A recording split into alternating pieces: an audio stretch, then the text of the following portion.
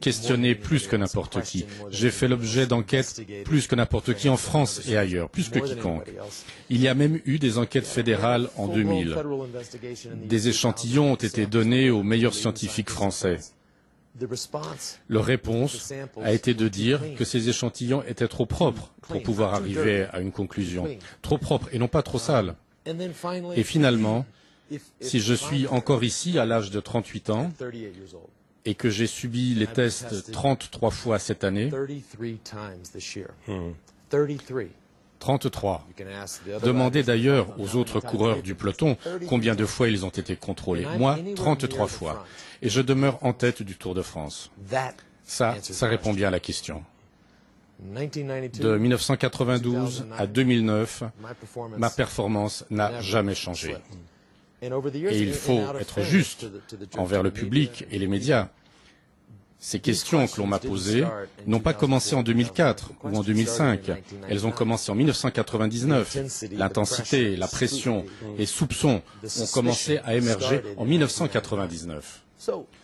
Donc, si j'étais préoccupé par cela, si j'étais dopé et que j'avais arrêté parce que j'avais peur, alors ma performance aurait chuté.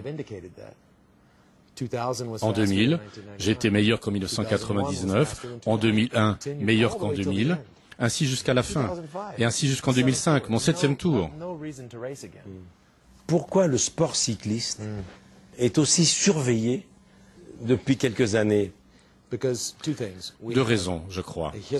Il y a toute une histoire qui montre que le problème existe depuis longtemps. Ceux qui examinent le problème du dopage ne comprennent pas forcément l'histoire du cyclisme. Le Tour de France a 100 ans. Donc l'idée de tricher n'est pas nouvelle non plus. Au début, les coureurs prenaient même la voiture ou le train pour tricher. Ils se faisaient traîner par les voitures en utilisant une ficelle attachée à un bouchon qu'ils tenaient entre leurs dents. Il y a toujours eu de la triche. Dans les années 30 et 40, on les appelait même les criminels de la route. C'est vrai que le cyclisme est un sport très dynamique, mais c'est un sport où il y a eu souvent des tricheries.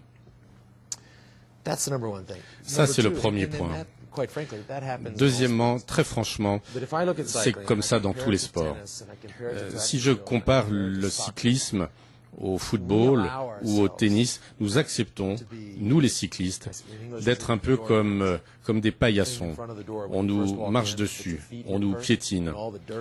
Nous, en tant qu'athlètes, nous sommes dans cette situation où les gens ne nous considèrent pas avec respect. Dans n'importe quel autre sport, lorsqu'on débarque chez un sportif pour le tester, il peut dire non. C'est une invasion de ma vie privée. Vous n'avez pas le droit. Et moi, on vient chez moi me contrôler 33 fois en une année. Dans une même journée, j'ai l'Union cycliste et 5 minutes après, le comité olympique qui vient me contrôler. Dans les autres sports, on ne le permettrait pas. Vous reconnaissez que ce sport, c'est le plus dur du monde. Et vous avez dit, je crois, qu'on ne peut pas faire ce sport si on ne bénéficie pas de soins médicaux. En fait, je pense qu'on peut vraiment dire que c'est le sport le plus difficile au monde, beaucoup plus difficile que le tennis ou le football ou la Formule 1. Il y a certaines choses dont un cycliste a besoin. Je ne parle pas de choses illégales, bien sûr, mais si vous avez 4 ou 5 étapes à faire de suite et qu'il fait 40 degrés à l'ombre et vous avez besoin d'une intraveineuse pour du liquide, alors pourquoi pas? Ça devrait être accepté. Je n'oublierai jamais. Un jour, j'ai assisté à l'US Open de tennis, un match en 2005-2006 entre Agassi et Federer. Agassi était en fin de carrière, il avait très mal au dos. Et il a demandé à ce qu'on arrête le match. Il est rentré au vestiaire, on lui a injecté de la cortisone dans le dos et il est revenu terminer son match. Et les gens présents ce jour-là ont tous dit « Mais c'est un héros, parce qu'il est revenu malgré son mal de dos ». En cyclisme, si vous faites la même chose, c'est considéré comme une tricherie et vous êtes renvoyé chez vous. Ça, c'est un problème qu'on doit vraiment régler. En tant qu'athlète, en tant que sportif, nous devons régler ces problèmes de différence de traitement entre les sports. Alors, les deux dernières questions, c'est un comédien qui adore le vélo, très populaire en France. C'est Jacques Balutin. Et il vous pose une question très intéressante.